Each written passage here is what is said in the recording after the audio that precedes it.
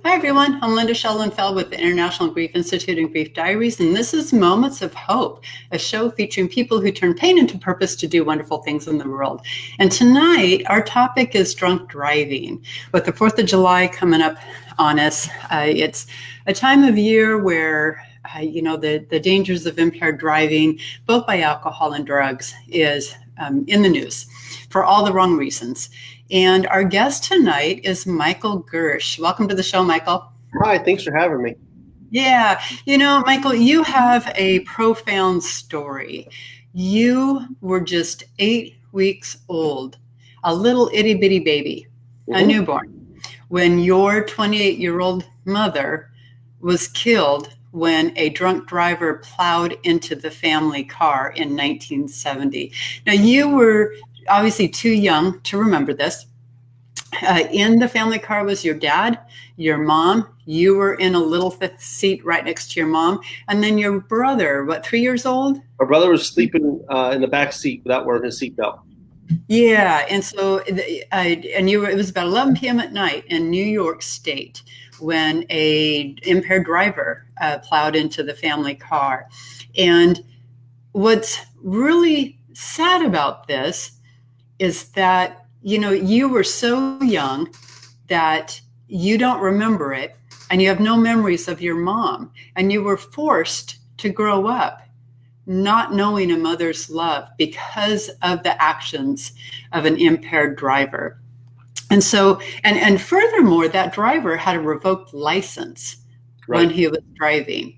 And so take us back to your childhood. How old were you when you learned the true story behind your mom's death? That's a very good question, because I always knew things were different, because after the car crash, my grandmother put an ad in the newspaper for some part-time help. So a woman named Dolly answered the ad, and she's a Jamaican woman who, so we have a white Jewish family and now a Jamaican woman coming into that for part-time. And what was a part-time job turned into a lifetime. So I had that. She was there for the mother role, but still my birth mom wasn't there. So I always knew something was a little bit different, but it was just a natural way for me to grow up. But I just remember writing on school forms, mother's name deceased, the mother's name deceased, and no teacher would ever ask why. So I always knew my dad would say, your mom died in a car accident.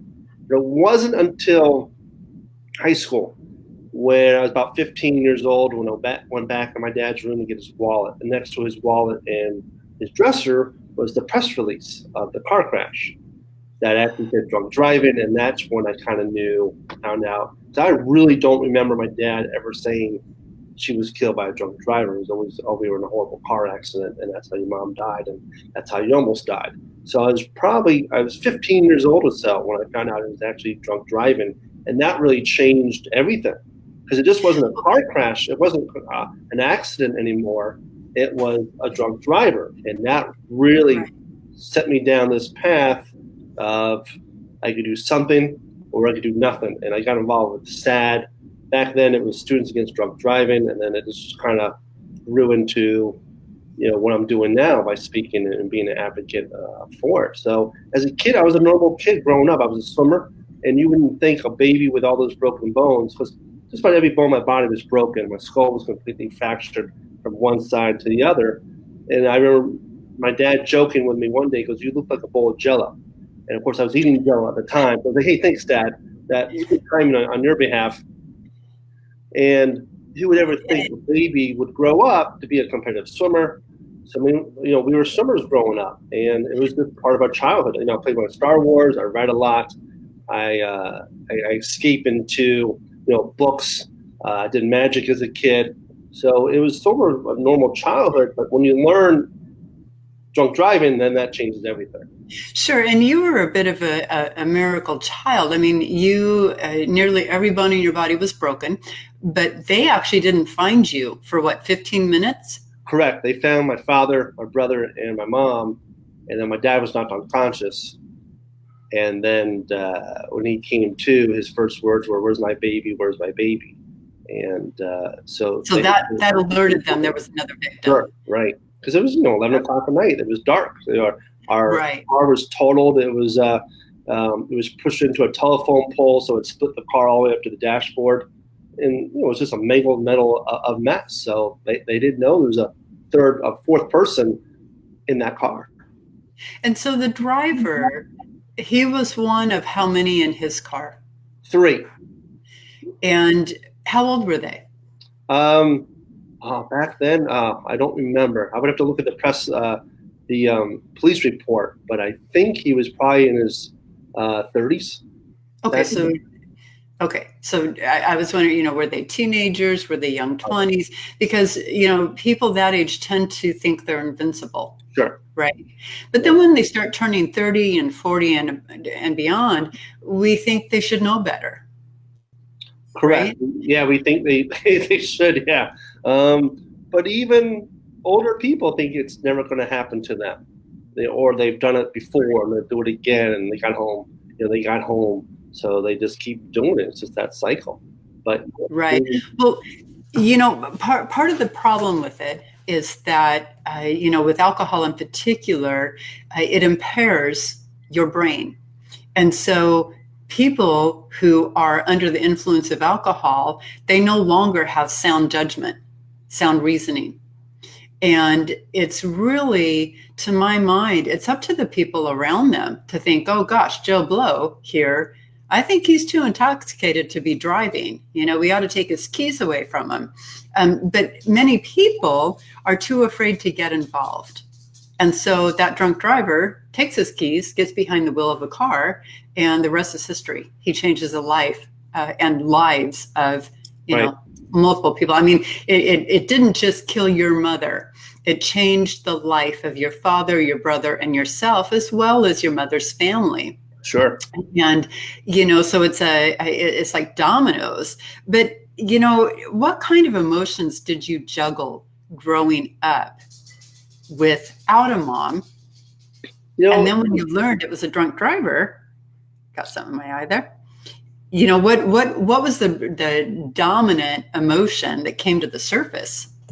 As a kid, there was a side you kind of went, okay, what would life be like, if my mom was here? And it really didn't hit me until I went to college and I could start processing what happened. I took a philosophy class and that probably did it right there in terms of the bigger picture. And, I started thinking, I read Og Mandino's book, The Choice, and it just started to open up new avenues for me. And even in college, I would start to think, why was I alive? My mom was 28. I was just an infant. All I did was eat, sleep, and poop. Why did I live and she die? Because she already had a life. And it made me think about, we all have a purpose. And I was kept alive for a purpose. No doubt do I think my mom, did something that split second, just sacrificed her life for me, like any good parent would do. So anger came. Then when I was 18, I started to go through the 5 stages of grief. Anger, depression, all those type of things. Not so much denial, because that was already done. I didn't have a chance at the denial stage. I went through all the other ones, bargaining, but anger was key. I would swim angry. I would be angry at my father for never talking about it so much because he was still hurting. And I was angry at God. I was angry at the man that killed my mother. So anger was really there. I wasn't an angry person, but swimming allowed me to take that anger out in the water. So I was trying to find healthy ways to manage that anger. And so what age did you start swimming? I was thrown in the pool around age 3. Okay. Yeah. So from age 3 to 2021, I swam. Okay. And your dad put you in the pool because they wanted us to learn how to swim. It was one of those life-saving skills that they thought kids should have. Yeah. Yeah. Well, it's a fantastic exercise. And our daughter that died in a car accident, it'll be 10 years in August. She was a competitive swimmer, just like you. And it was her life. It was, her team was her second family, and it really, really was a wonderful sport.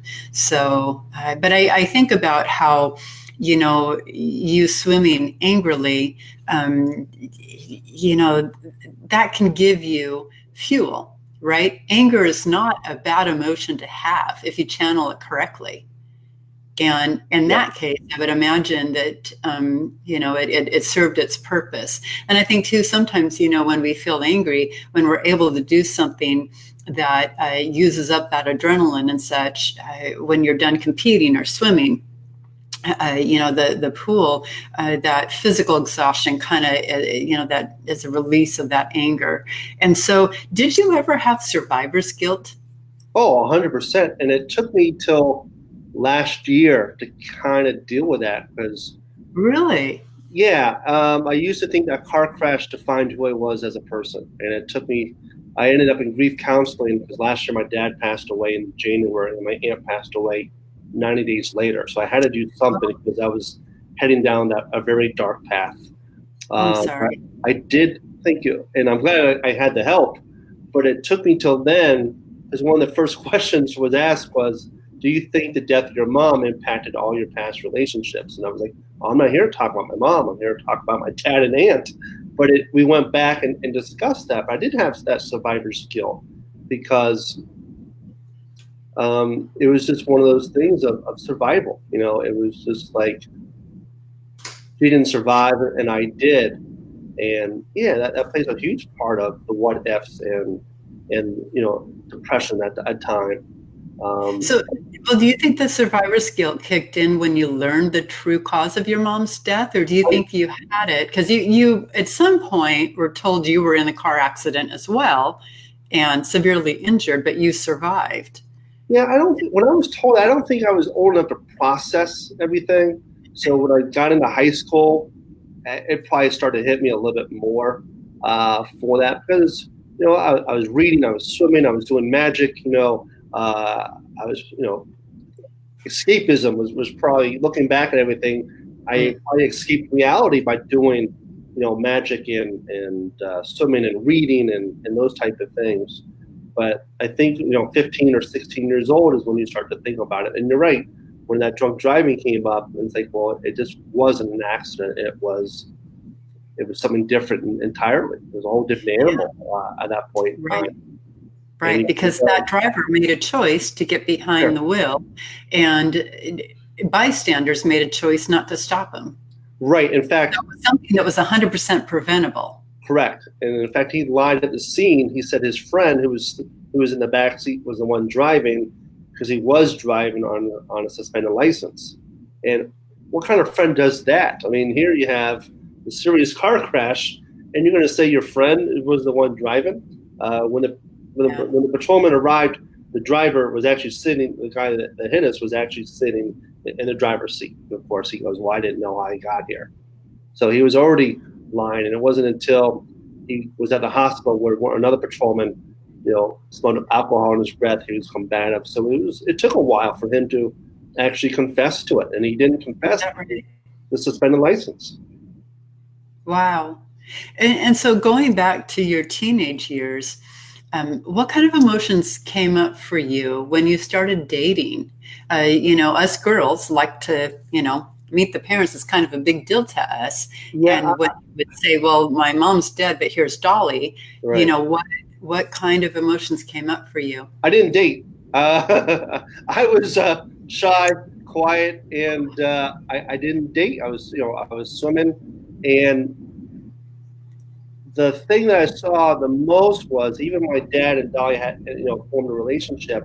I never wanted to go through the pain my father went through, so I kind of Mm, stayed away in high school and even somewhat in college.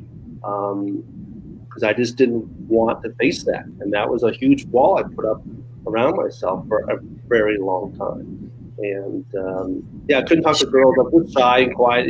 I was a comic book nerd, Star Wars nerd. I listened to Kiss. I was in my own little world. And I was happy, with that. And that's how I coped with things, as a teenager. that was how you coped. Yeah. Yep. Yeah. Yeah. Did you ever feel victimized twice? Once by being just a little innocent newborn baby who was gravely injured, not expected to live. And then the second time by being forced to grow up, not knowing a mother's love. And I realize that Dolly probably Sure. loved me like a mom, but did you ever feel like that driver robbed you of twice? Oh, without a doubt, because growing up, Dolly was always there for me, so she loved me as her own, and I loved that because, as I talk about in my program, I kind of shudder to think it was just my dad raising me and my brother because he shut down. Obviously, he was a whole different person. But Dolly stepped in, no question asked, unconditional love. Oh, But it still wasn't the thing. Yeah, and she's a remarkable person, and so I had that motherly love from her. It still wasn't the same as a birth mom, biological parent, I guess. But I can't think about that because I was loved by her and my father. Yeah. I mean, there is that difference, obviously, and you kind of go, well, if my mom was alive, I would have had a whole different life. She would have had a whole different life. Many people would have had a whole different life, and I just had to go, well, this is the life I was given. I could either be a victim my entire life and go, woe is me, and self-medicate and play the victim card, or which I don't think my mom would want me to do. I mean, that's a horrible life to kind of do. I go, well, you mope around your entire life. Well, that's a crappy way to live, and that's not how I was raised. Right. But grief can do that to you. Grief can paralyze people. Yes. And they can find themselves never able to move forward with the love of their loved one in their heart. I mean, it can be very paralyzing. And that's why we're having these conversations to talk about it. And but hang on a second here. I think we've got, if you've got any questions for Michael, type it in as a post and Michael can answer them. So I see that Dennis Clark says, loved his book. So someone bought your book. You want to hold your book up, Michael? I will. I'm going to hold up both of them. Here's the 6x9 version if you have good eyesight. This is very good. And then I have the 9x11 if you need glasses, but you can't find them. This is perfect for you too. So both of them are actually on Amazon. It's like the Reader's Digest version of the, Correct. in large font. It's like being a comedian. You write a material first, and this is how it is, and then you realize how to format a book properly, and you go for this one. So, both are out there. The content's the same, is that right? Yes, they're both the same, right? Same content. Yes. And it just came out on Amazon. Came out 2 weeks ago, actually. Congratulations. Finally, after 17 years of writing and procrastination and going through the grief process, I was finally able to put an end to it. So I was really happy. Good. So people can find your book on Amazon.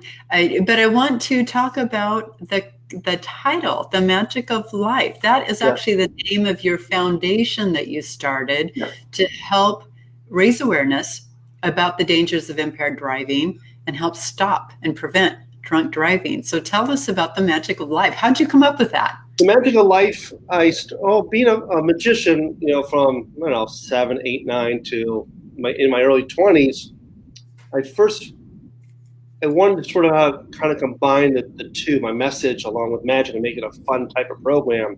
So I was doing magic tricks to symbolize certain things that happens if you drink too much, like alcohol awareness, and then along with my story, trying to make it a little bit different. So I started doing it in '93. Then when I got to grad school at the University of Akron, a student of mine asked if I could put together a fun program for her sorority. I went, yeah, I could do that. And it's really, when I coined the phrase, The Magic of Life, it was because I was doing magic tricks in the program. Years later now, it means a whole something else because there is that magic in life if you're willing to find it, and that secret out there, and it takes on a whole new name. I don't do magic anymore in it, but I do comedy in it, and I tell my story, and it's interactive, and it's a little bit different than most programs. And so you take your program, The Magic of Life, around and give presentations to, is it anyone or is it high schoolers? Who's your I'll go to high schools, colleges, military bases, and court. So I also have a partnership with MAD in Northeast Ohio. And I Okay. also do one court per month. So it's really everyone. And the comedy is great because it allows to break down the barriers. Because they always go, oh, another drunk driving program. And then Right. when you make them laugh, you see their body tension, break down, or they get a little bit more involved because they go, well, this is going to be a little bit different. And then when I get to the serious part about talking about my mom and a car crash, it hits them a little bit harder because minutes ago, here was a guy telling jokes and making them laugh, and here's a guy who's about to make me cry, and it's really a punch to the gut because they don't see that part happening. And I love the dynamics of it because if you make someone laugh first, you can take them anywhere you want on that journey, Right. and it's fantastic. Even the drunk drivers who walk in, they go, "Oh, this is going to be horrible. I don't want to be here." And Right. then when they start to lean forward, or they come up to you afterwards, and they shake your hand, or they take one of our wristbands, or they donate for the foundation. So really, the Magic Life it really took on a whole new meaning years later, and I love it because I never would have imagined it being that type of program or even having a foundation. Sure. Sure. I started the foundation out of necessity because schools just didn't have the budget for the program. So I thought, well, if I start a nonprofit, maybe I could get the community involved and sponsor the program to help those schools out. So we're still trying to do that. We just had our second fundraiser last week where we awarded 12 officers for their DUI enforcement. So last Wow. year we did 9. This year we did 12, and it's Wow. amazing. Bless your heart. Bless your heart. And I think about how, again, going back to high school kids, they tend to think they're invincible and, they can hold their liquor and all those other things that go through the brain of a teenager. And hearing your story and adding comedy to it gets your attention. And then, like you said, talking about your mom, they didn't see that coming. And so that touches them to the core because every child wants to be loved by their mom, right? Sure. No matter how old you are. So Yeah. good for you. Good for you. But I want to go back to the driver for a second here. He didn't want to, confess because he had a revoked license, et cetera, et cetera, et cetera. What kind of charges did he actually face? He had driving on suspended license, negligent homicide, and I think that there's a third one of driving impaired. And in 1970, his bail was $6,000.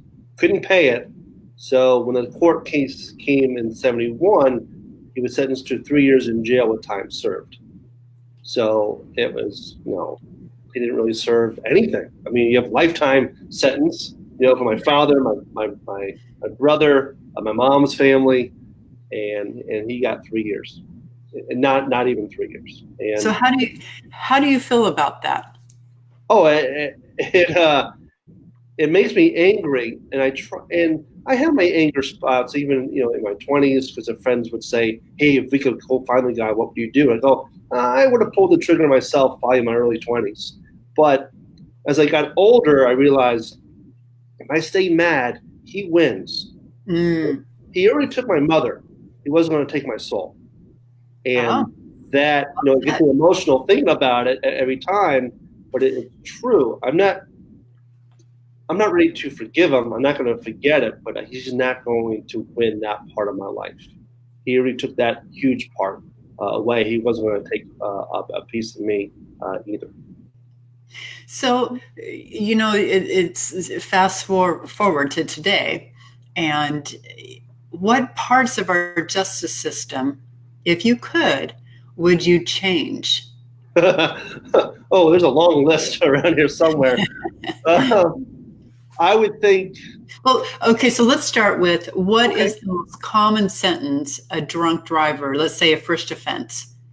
Now, what I think it should be. Because a lot of times it's pled down to reckless driving, which is insane. And that's why there's so many repeat offenders. I think if you're a first-time offender, the fine is, well, even now, a first-time offender, it's like 10 grand, $6,000 to $10,000. I think you should have. Is that right? Yeah, it just depends. I think you should have an ignition lock and I think 90 days in jail for a first-time offender, without a doubt. There are no excuses. Um, I think it's crazy that that drunk people are let out the same night, only to do it again. Because we hear about repeat offenders on the same night who are drinking and driving. If they didn't learn the first time and they get busted again, that's a serious flaw in the justice system. So I really think they need, because it's like Monopoly, go straight to jail. So, do you hold the justice system responsible then? I do. And I know there's good people on the bench and there's great officers, but when it's pled down like that, and then they walk out, even people who are working very hard to make sure there's justice shake their head because there's nothing they can do about it sometimes. So, why do you think they walk free? What is the flaw in our system that allows them to walk free? I don't know. I don't have that answer, but it gets frustrating a lot. I'm disappointed. I can only imagine. Yeah. Yeah, and that's why I try not to focus so much on the law, because I might as well just bang the wall against my head, or my head against the wall, thinking the justice system. I think doing my program is where I could be better served. There's other people that know the law, they can fight for it, they can change those laws, which I think is fantastic. But I think I'm better served in my message in terms of doing the program. Right. Yeah. There's lawmakers out there, and you're right, let them handle that, because I know the ins and outs of, how they're going to get a bill passed. Michael, it's been a number of years. Have you forgiven the driver? Forgiven? No, I don't think I can't do that. No, there's such that huge part of my life would be totally different, and you sit and you wonder. So you think about that pain, not only for myself, but for my dad, my brother, my mom's family too. I can't do the forgiveness part for that. That's too much. Sure. Yeah. And so, do you know where the driver is today? He passed away. Okay. How did that feel to you when you learned he passed away? What emotions did you experience? Were you relieved? Were you? There wasn't. I would say there wasn't really a lot of emotion there. It was like, okay, because again, it goes back to what was I going to do? He's gone. I can't confront him. So it's just one of those things where okay, he's gone, and it goes back to I have to live in harmony and peace. So if I focus on him, then again, he's taking my energy away from what I could be doing instead. And that's what I learned a long time ago, was focus on what I can do instead of that negativity part. Right. You said something a while back when we first began the conversation about how, growing up without a mom, and then learning that, she was killed by a drunk driver, about it playing a role in your relationships. And how do you think it has influenced your relationships? It definitely put a wall around me. Because again, I saw the pain my father went through. And in December 19th, 2012, my father sent me and my brother an email on the wedding anniversary. It would have been the 48th wedding anniversary for my parents. And he said even then it was still too hard to talk about. I always wanted him to open up, but on his own. But again, you ask questions, you realize how painful it is. Then you have to back off. You want to know more, but at the same time, you realize that pain. And I saw it, even though him and Dolly had that relationship, it still wasn't, mother-father type of thing, that you always see. You see it in the movies, other people. So I never wanted to go through that, and that really impacted certain things. I wouldn't let people all the way in. And then last year, finally dealing with that, and then it's been a huge relief to have that wall down. I mean, I hid so much behind humor.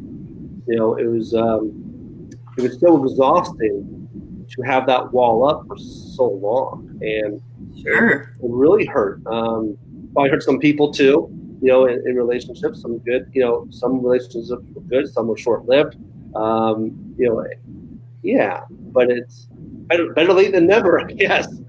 In terms of letting that wall go down. So Yeah, it's nice yeah. to finally have that off my shoulders and probably off my soul in terms of whoever I meet next. It's a whole different ball game now, and I feel so relieved for that, where I can give someone everything I have versus Oh, maybe that much from before. sure, sure. Well, I want to read some statistics about impaired driving, because it's pretty powerful. According to the CDC, every day, 29 people in the United States die in crashes that involve an alcohol impaired driver. So that's one death every 50 minutes, and that's just from alcohol. Right. That doesn't include impairment by drugs, whether legal or illegal. So you can imagine, you can do the math in your head. Right. The annual cost of alcohol-related crashes total more than $44 billion.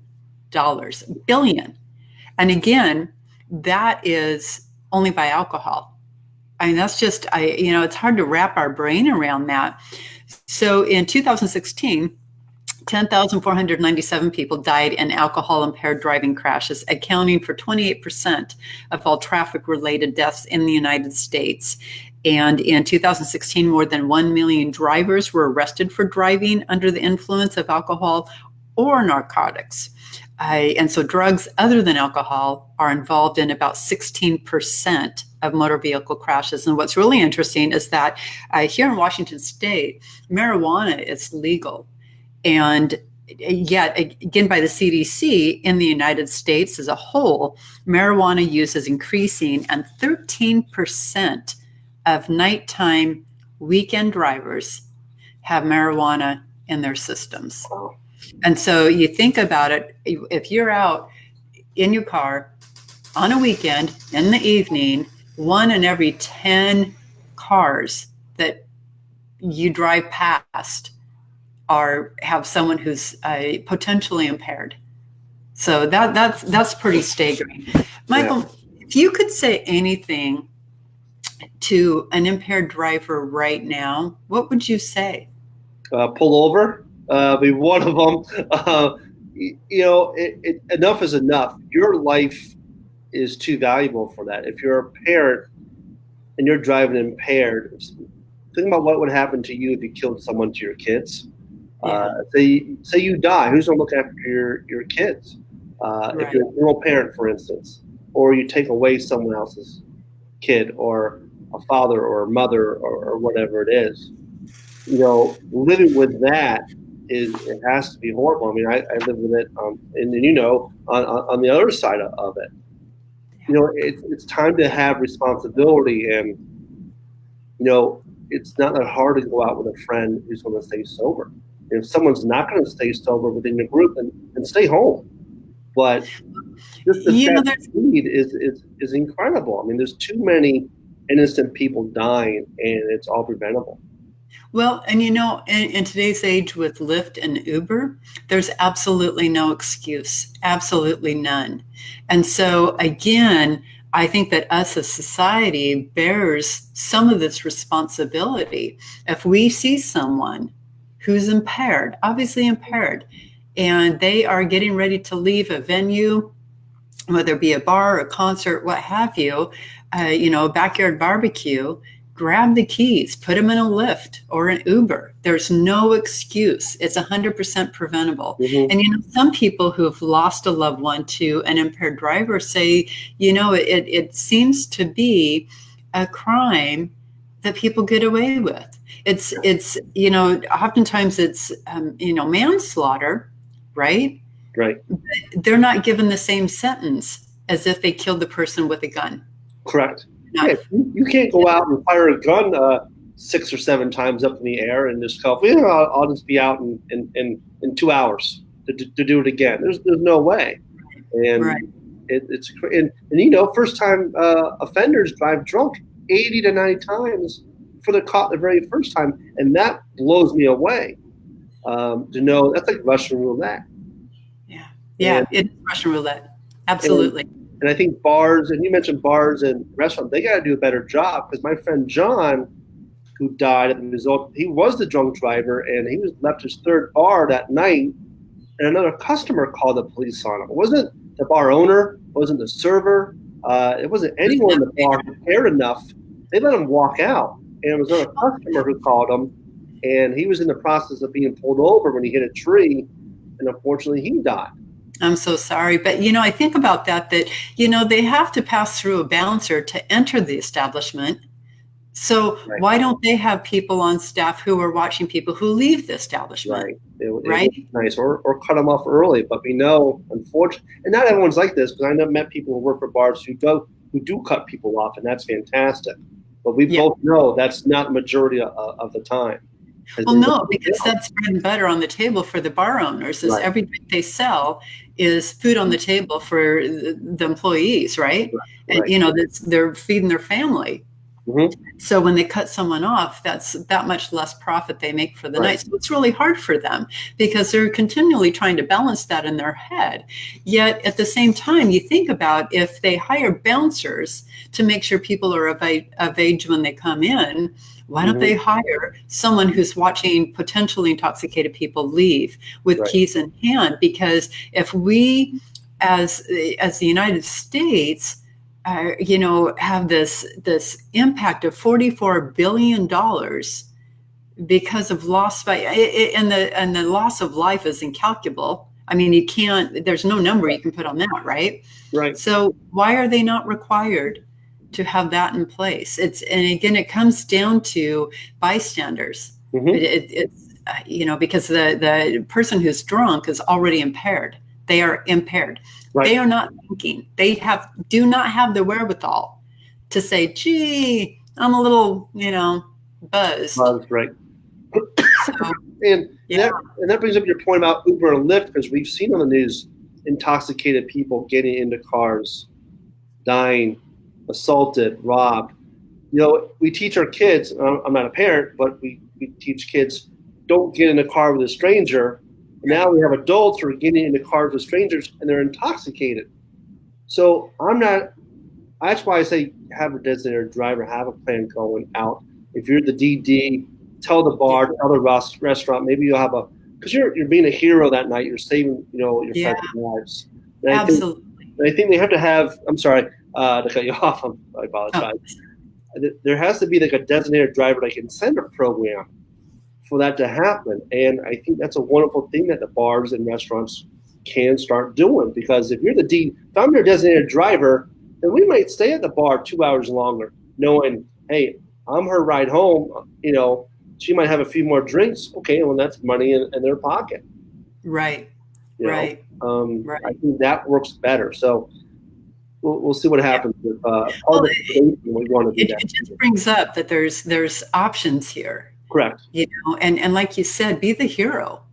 Yeah. Be the hero of someone's life. And, I think about you, and I think about, we've done a couple of books about impaired driving, and the stories in there by the families are profound. And I think, man, if people knew these stories, they would think differently. If they, when they see someone who's impaired leaving, they would do something. Correct. Because there's no do-overs.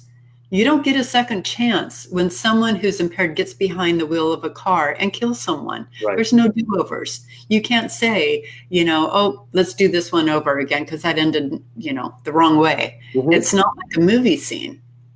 And so, we've got to do a better job about, raising awareness or doing something where society understands the ramifications are lifelong.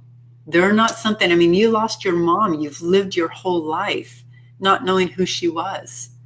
And your brother as well. He was 3, he might have memories. They might be, snippets, but he might have memories of what, and to live without that because someone saw someone, get behind the wheel of a car impaired and they didn't do anything about it. Right. It's a tragedy that could have been prevented all the way around. So Michael, what advice do you have for families who get that phone call tonight that their loved one has been killed by a drunk driver? That's a very tough question. Advice. Where do they turn for I help? think advice is to seek help because my father didn't, I didn't for a very long time.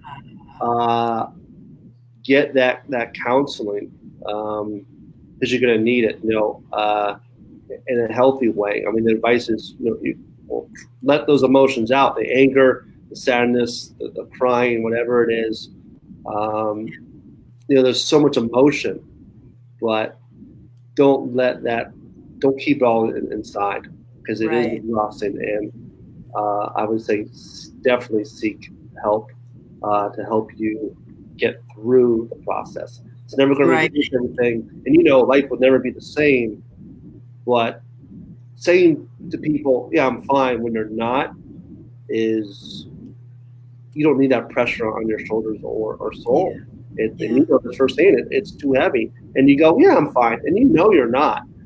yeah. Right, People, right. you don't want to be a burden to people. You don't want people to feel sorry for you, and that's what I always did. I didn't want people to feel sorry for me at all. Growing up, because I had, my dad, I had Dolly, I had that, in my life, and I never used the car crash as an excuse for anything Sure, sure. in my life. But if the car crash happened today and I was like my brother's age at the 3 or whatever it was, yeah, I'm pretty sure there would be counseling for me because there's huge steps in counseling for kids going through grief, and Right, we didn't have that. And my brother had anxiety when my dad left to go to work. He would freak out. He would cry. He would hug my father's by his legs and wouldn't let him leave because again he one day mom didn't come home for him, and he was worried for going through that. Hey, my dad goes through those doors. He may not come home either. So as a right. 10-year-old, trying to explain that to him, if you have kids and you lose a loved one, Yeah. definitely they have to start getting that assistance and that help. Yeah, I think you hit the nail on the head of finding support, because when you surround yourself with people who speak your lost language, there's comfort in that because they give you hope that if they could survive, maybe you can too. And that's really, really important. When you're in the thick of grief and you feel like the agony is never, ever going to leave you, those people who've been in your shoes but are a little further down the journey give you hope. If they're still standing, maybe you Mm-hmm. can, survive as well. And the truth is that, loss for some of us, it creates a whole new world for us, and we learn to turn our pain into purpose and do good things in the world, just as you are. So bless you for all that you're Thank you. doing, I appreciate it. for your the way that you have crafted your presentation to include early on magic, and now of course comedy. Who doesn't love comedy? Everyone loves to laugh, but pairing it with your journey is something that people are never going to forget. So thank you for all the good work that you're doing out there, and congratulations on your book once again. Thank you. um, how can our viewers contact you if they They have a can do it. question First of or all, I have a website. I have the magicoflife.org okay. or .com. They can email me at info@themagicoflife.org. Okay. And if they go to the website, there is a link for the book that they could go to. And, Okay. there's Facebook, there's links on Twitter, Instagram. They can follow me almost anywhere, just not behind me when I'm driving. I don't want that type of following. That's stalking, not following. It's a little bit different, I think. But, to the Following website, you everywhere, just not behind the car. right? I, Exactly, I exactly. love it. And be sure to leave a 5-star rating on Amazon, right? Please, yeah, because my soul can't take the pressure. Yeah. Well, well, people say, well, what good do the ratings do? Well, I'll tell you, when you have a book that comes out and people rate it 5 stars, the more ratings like that, the higher it goes in the rankings. And the higher it goes in the rankings, when I say higher, I don't mean, it goes to the, 11th millionth book. It goes up toward number one, the more people it reaches. And so those people who are looking for comfort or wanting to know that they're not alone or looking for a book to give to their young driver to, help them understand the impact of impaired driving, they're going to find it. And so the more ratings that you have on Amazon, the better, the more people it's going to reach. So thank you so much for joining me tonight, Michael. I appreciate it. As we come up on the 4th of July, we're trying to do our part to cut down on the number of unnecessary deaths to impaired driving. And coming up next week is Candace Leitner, the founder of MAD, to hear her story. So join us again, same time, same place next week. Everyone have a wonderful week. Take care, Michael. Have a good night. Thank you. Appreciate it.